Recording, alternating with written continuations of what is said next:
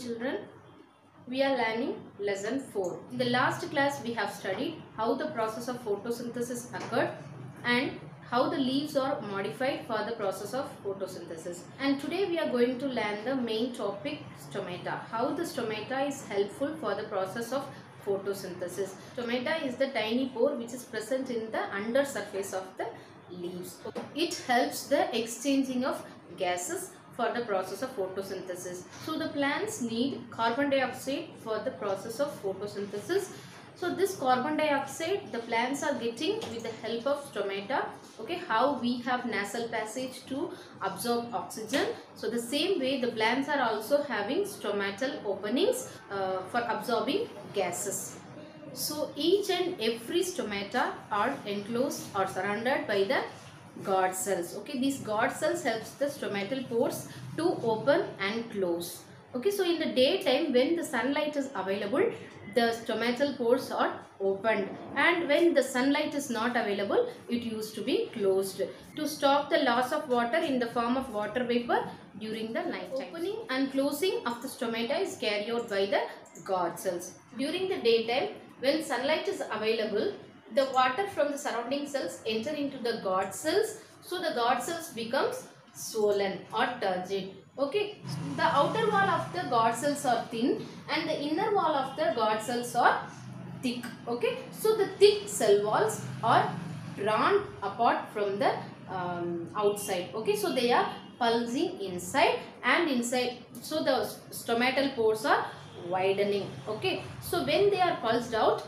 the pores are widens and there is more space for the carbon dioxide to enter. During daytime it keeps open and in the night time it used to be closed. Okay, so here you can see the turgid guard cells. Okay, they became swollen, and in this diagram you can see the flaccid guard cell. Here you can see the small pore.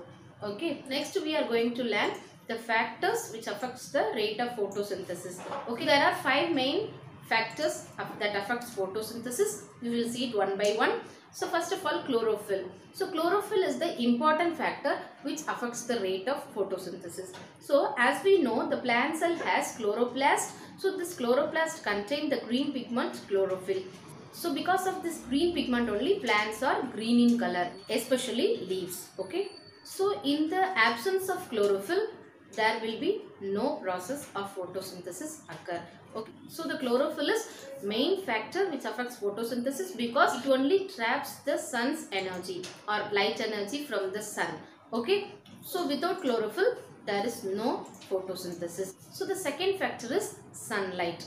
So sunlight is very important for the process of photosynthesis. Okay, already we know that sun is the main source of energy. So from the sun only energy is entering into the world. Okay, the intensity of light and the duration of light is the process of photosynthesis. If the intensity of the light is so strong, then the chlorophyll in the leaves will be destroyed. If the light is too dim, it also affects the rate of photosynthesis. It slows down the rate of photosynthesis. Okay, so sunlight is very essential or very important for the process of photosynthesis, but they need in a particular amount only. If it is too bright also, there is a problem, and if it is too dull, then also the rate of photosynthesis will be affected. Okay, the next factor is the temperature. See, there is an optimum temperature for the process of photosynthesis. Okay, so 20 degrees Celsius to 30 degrees Celsius is optimum temperature. If it is below 20 degrees Celsius, then also it affects the rate of photosynthesis. Okay, and if it is above 30 degree or 40 degrees Celsius, means it also stops the process of photosynthesis as it is destroy the enzymes which is present in the leaves. Okay, and then carbon dioxide. So carbon dioxide is a very important component which the plants need for making food. So in the atmosphere, carbon dioxide is present abundantly.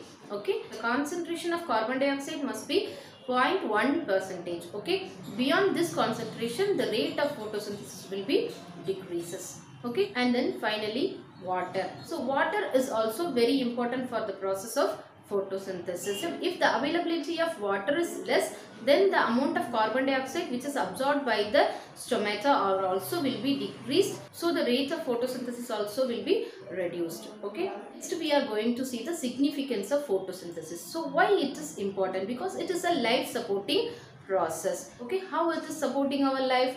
By providing us food and oxygen, which is very important for leading our life or survive in this world. Okay. And next we are going to see the fate of glucose, the rules of glucose. Once when the food is prepared by the plants are using the food for themselves to get the energy, and then the food is stored in the different body parts. So when the food is being prepared, it is in the form of glucose, and when it is stored in their body parts, it is converted into starch and stored in their body parts. Okay. And finally, translocation of food. How the prepared food is translocated or transferred from one part of the plant to another part of the plant. So as I told you, when the food is being prepared, it is in the form of glucose and used by the plants, and when it is stored, it is converted into starch and stored in their different body parts. Okay. So actually the glucose is soluble in water, so it is dissolved in the water and carried by phloem vessels from leaves to other parts of their body. Okay. So in this lesson we have studied the process of photosynthesis, how the process occurs, and what are all the important factors that affects photosynthesis. So children, I hope you have understood the lesson photosynthesis. In the next class we will go to the next topic. Thank you.